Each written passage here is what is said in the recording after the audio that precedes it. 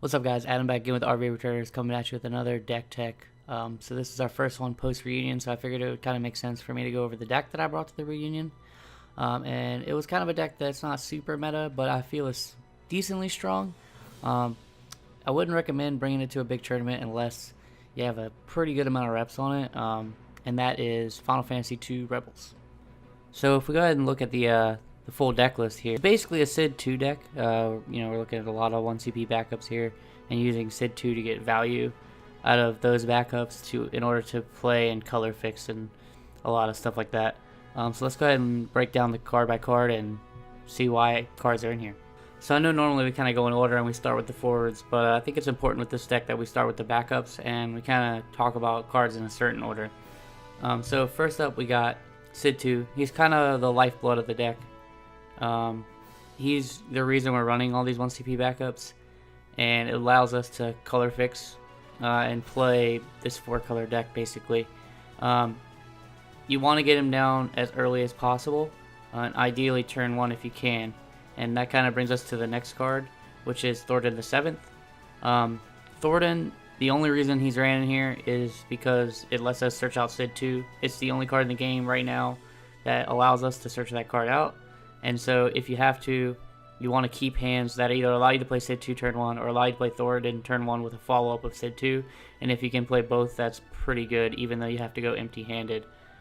You really want to start with one or the other in your opening hand so that you get Sid 2 online as early as possible. And then yeah, I figure we might as well tackle these kind of all at once, minus one other 1CP backup that's in the deck. And these are our evokers.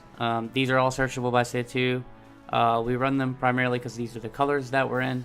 We only run one Earth Evoker because really all we want to do with that is be able to cast Shantoto. That's really its only purpose.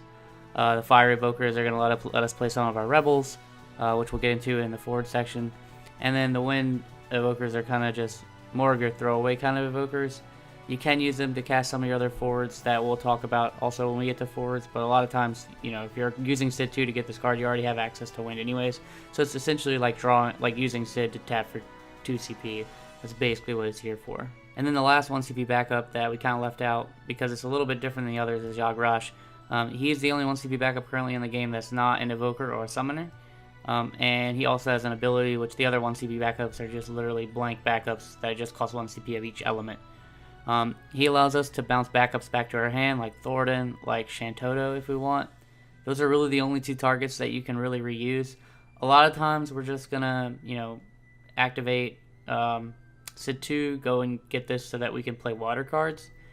But, there are those situations where you'll have games where you will be able to cast 2 Shantotos or 2 Thorntons, even though it is a bit expensive. And then we have Aerith here. I chose to play her in the deck just for extra protection for my forwards. A lot of games she'll win just blowing out those big heavy summons like Phoenix, like Diabolos, to save forwards that the opponent has spent a lot of CP on to do. Being able to cancel out a Diabolos where they're trying to activate their backups to get those big swingy turns can be a blowout and win you just the game. However, the more I played the deck, Aerith could come out and you could play either the Opus 1 Maria and the Opus 1 Minwu, some combination of those, because that will help you buff your forward guy and allow you for your better board states that you can swing over opponents. And then the last 2 backups are pretty self-explanatory. First up here we got Chaos. He's going to be a search target for Camlanaut, which we'll get into in a bit. He color fixes, he costs 2 CP, he's a nice turn 1. You can keep hands where maybe you don't have Sid 2 or Thornton, and you just want to play it safe and you have this guy in your hand that'll allow you to color fix. But ideally you really want to see that Sid 2 or that Thornton in the open hand over the Chaos. He will make color fixing easier because say if your evoker hits in damage, you're still going to be able to play a Shantoto without having to have another Shantoto in hand if you have Chaos out on the board. And then we have Shantoto. Again, this is a card I'm sure everybody that follows our channel is familiar with. I run this in a lot of decks that I tend to play.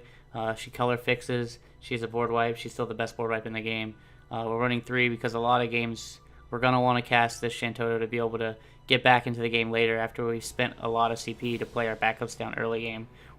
That's probably going to get us hit in the face a few times, and Shantoto is going to kind of let us reset the board so that we can kind of play our game later in the game. And then moving on to the forwards, first up we got our first Rebel, and that's Leon. He's a bit weird, and he's going to cause some funny interactions with your opponent, especially if they're running Final Fantasy II characters in their deck, which is about 50-50 to be fair. Some people run them, some people don't. So basically, he's a 1 CP AK, which on paper sounds insane. But when he enters the field, your opponent is going to gain control of him, so he's automatically going to switch sides. But whenever a Category 2 character of your opponent's enters the field, your opponent gains control of Leon. So that's really going to be easy for us to get him back. You can create turns where you basically get 2 to 3 bodies out for pretty cheap, and now have an AK blocker. So that's going to be really good. However, if you're playing against decks that also run Layla Viking, that happen to run other Rebels, Maria backup, for instance, Minwu backup, there's a lot of characters that people forget that are actually Final Fantasy II that will steal this guy. So that's why he's really only a one-of. He can be a bit risky in matchups, but some matchups he's going to be really good because he's just a cheap 8K body. Then we got Guy. Guy is possibly the best forward in this deck. He's the reason that you kind of run the deck, to be honest. So he's a 3 CP 7K with Brave. And then for each Final Fantasy II character you control other than Guy, he gains 1,000 power. So this can kind of get out of control, and he can kind of stack and get really big. If you're playing the backup Maria, like I stated earlier, instead of the Aerith, that gets kind of double pumped by Guy. So Guy can get upwards of like 12, 13K pretty easily. If your board stake is pretty good and you have the, your Final Fantasy II backup line. Then his last ability, that when he is put from the field to the break zone, you can activate all the forward you control. This can create some cool turns where you can swing out, and if you have a way to like kill your guy and kill their guy or force them to trade with your guy, then you can activate all your guys. Or if you're playing against ice, maybe if you can find a way to kill your own guy. I know this is kind of weird, I keep saying guy and guys because the card game is Guy and it's going to get kind of confusing, but if you have a way to kill him, that's going to let you activate and be able to block stuff when ice is kind of expecting all your stuff to be dull. Then we got Halicarnassus. Really, she's just in here because she's a water card, kind of fix our ratios a bit, and she's a pretty strong water card, and she happens to cost 3 CP, which makes her a Phoenix target, which is a summon that we'll get into in a bit when we get into our summons. Really, you're going to use her to kind of blank forwards that can maybe be a problem for you. She's not going to come into play a lot of games, and that's why she's a one-of. And her second ability, you're really not going to use because a lot of your summons are very high value. But maybe you have that one game where instead of paying for those 2 summons, you just want to discard 2 summons and break a forward if you can.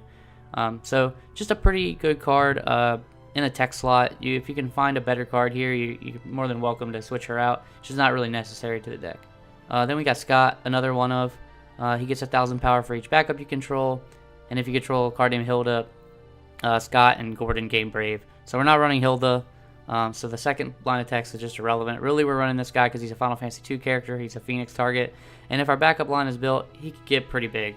Again, if you're playing Maria, he gets a double buff from that as well, so he can get up to like 9-10k, which is pretty good, and then he's also buffing your guy, which is kind of nice as well. Again, not necessary, but kind of works pretty well with the deck, so that's kind of why he's here. Then we have Vivi. Again, he's really not a card you're going to cast every game. He's just a one-of. He's a nice fire card that you can pitch to play your Rebels or to play your Phoenixes, and again, he's a nice Phoenix target to bring back into play to maybe try to kill 2 things with 1 Phoenix if you can. Sometimes you'll play him when your opponent has like a full grip and you get him down and they can't really respond very well, and you're able to kill things that are like 8 and 9Ks. But a lot of times he's just going to come in and kill something smaller. Again, his special is irrelevant because we're only running 1, so you're never going to get the special. So again, if there's another fire 3 CP that you like, might be a good spot for this to fit in there. I just like VV because he has a nice ETB and he combos really well with Phoenix. Then we got the Opus 4 Viking. He's just going to let us draw a bunch of cards. We're also running a card that I'm going to talk about right after this that combos extremely well with this and is a Final Fantasy II character. Not much more to be said about Viking. He's going to draw us a card when he enters, he's going to draw us a card when he leaves, and we don't care how he leaves the field. He's always pretty much going to draw us 2 cards unless he gets blanked. And yeah, like I said, the card that combos very well with Viking is Layla. She's a Final Fantasy II card, so that kind of fits our theme here, buffing Guy. She also gets 2 bodies on the board, lets us respond very well to other people's Laylas and Vikings. And then yeah, once you have that Viking in the break zone, this card just becomes amazing value. One thing to note is Wind Water is very good right now, and Valifor is a very, very strong card and can give you problems. So again, that might be another reason for you to run Maria as well over the Aerith, because Maria will at least let you keep the Layla even though your Viking's going to die. So again, This is another card that buffs Guy, and it's going to draw us cards, so it's pretty great here. There's no way I would ever cut below 3. Then we got Y'shtola. Again, another win staple card. She's in a lot of decks that we've already shown off so far. There's not much that really compares to what Y'shtola can do. She doesn't take damage from someone's abilities, so she's very hard to get rid of. You have to use these kind of straight break effects. And then on top of that, she can cancel a summon just by breaking herself. So we're running 2 here. Again, another great Phoenix target. So once you've broken her, you can then cast Phoenix to bring her back in to try to cancel something else. You can do a lot of tricky things with that on the stack if you want. Y'shtola is just a really insane card. And then next up, we have another card that we've talked about quite a bit, and that's the 3CP Zidane. He's going to come into play and look at your opponent's hand and make him discard a card, so it's going to be really great early or late, you know, if they've kind of gotten their hand back up, to just get out of their hand whatever they plan on doing. And if you can keep your opponent's hand low, he is going to be a 7k. That's not really going to come into play a lot with this deck because this deck doesn't have a ton of discard.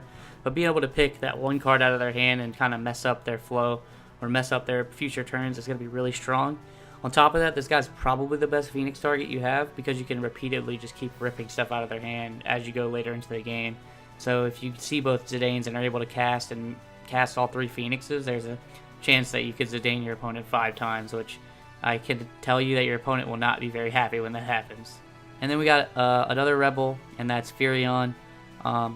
So as long as you control a Job Rebel forward, his cost reduced by 2, which is nuts. If this guy costs 2 CP, it's crazy. If your opponent has 3 or more forwards, he gains 1,000 power and haste. A lot of people tend to not play around this. They forget that Furion is a card, and if they're not experienced in the matchup, sometimes they'll overcommit to the board, allowing you to swing through with a big guy with haste, which can be a problem. And for 2 CP, it can get pretty insane. And then his last ability allows us to break a backup and then give him first strike and Brave.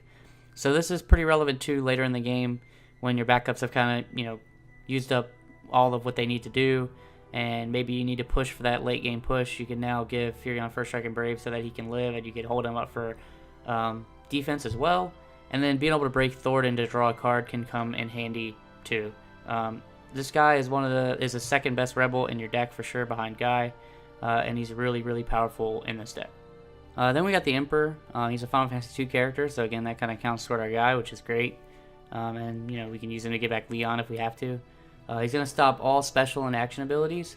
I think this is a card that a lot of people have forgotten now that we've seen Yuri and Cam and a lot of cards like that. I think the Emperor has kind of fallen under the radar, and people are forgetting that this card exists. This card is very, very good still, I think, and the fact that it stops Yuri is a big deal. I played this guy a lot at the reunion and to a lot of success. However, we're running a pretty decent amount of dark cards, so you got to be careful about not getting too clunky there, but I do think Emperor is great, and the fact that he also fits a lot of other things that our deck wants to do is great as well. Then we got a 1-of Cloud of Darkness. This card is just strong. A lot of games you won't play it though, but if you get those games where you're allowed to go wide and your opponent can't answer, and then you're able to drop this and push their big guy out of the way and just kind of swing for game, that's really what she's there for. However, she's just a 1-of, so it's not something you can always rely on. But, when she goes off, it is very, very good. And then we're going to round out our forwards with a few dark cards. First up is Camlanot. He's going to come into play. He's going to search for a dark card to add to our hand. So he's got 3 other targets other than himself, so that's pretty good in this deck.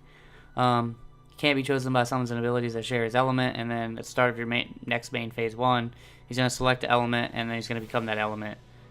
So this is really good against mono decks. It's going to be really good against Yuri if you can get him down before Yuri comes out and they can't deal with him. He still is kind of a card that kind of demands to be dealt with the turn he comes out, or he's going to be a problem.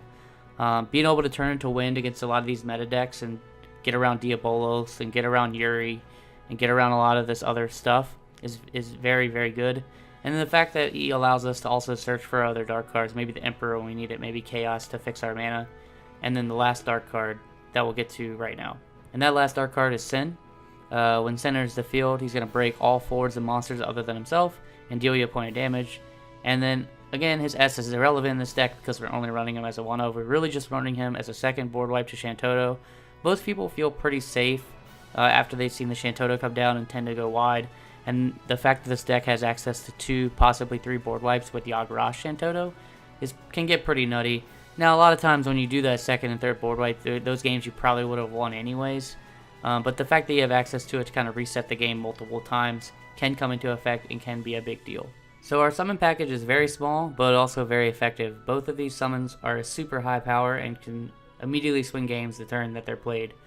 So first up, you've seen this card a lot if you've watched our videos, and that's Diabolos. Probably the best summon in the entire game right now. He just does a lot, and most of the time he's going to be free. So, being able to activate all your forwards, activate all your backups, you can get multiple activations out of Sid too if you do some cool tricky things. Breaking a 5 CP and turning a 4 CP into a 1K, all these things are relevant. You're going to use all of them. You just have to kind of know and play them to the matchup to know when to use which one. So this card's insane. You don't want to pitch this unless you absolutely have to. Maybe to play a Sid 2 turn 1. That's one of the big ones I can think of off the top of my head. But otherwise, you want to cast as many of this as you can. And then we have Phoenix. I've talked about this while I was mentioning a lot of the forwards. A lot of our forwards we play because they're able to be targeted by this, and that gives us a lot of Phoenix targets. Being able to kind of remove one threat and then add a threat to the board, which usually is going to have another ETB that then allows us to do something else, like Zidane, like VV. Even if we're just putting Guy back into play as a big body to untap and attack next turn and then still be up for defense because he's got Brave, is really good. So Phoenix is very, very versatile. It's a very important sub in this deck, and it's another one you don't want to pitch unless you have to. You want to cast as many Phoenixes a game as you can. So yeah, that's Rebels in a nutshell.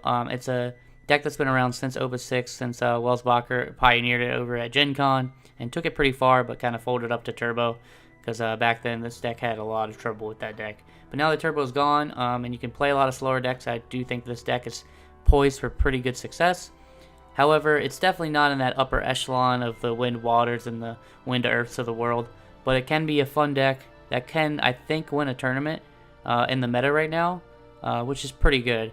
So definitely give it a try. It is a hard deck to play, for sure, but put the reps in, give it a try, let us know what you think. And then, yeah, remember to like, favorite, subscribe for all our content, check out our website, and always, thanks for watching. Be sure to hit the subscribe button so that you see our future videos as soon as we release them. And yeah, hopefully see you in a week or so for our next piece of content. So with that, I'll see you guys later. Peace.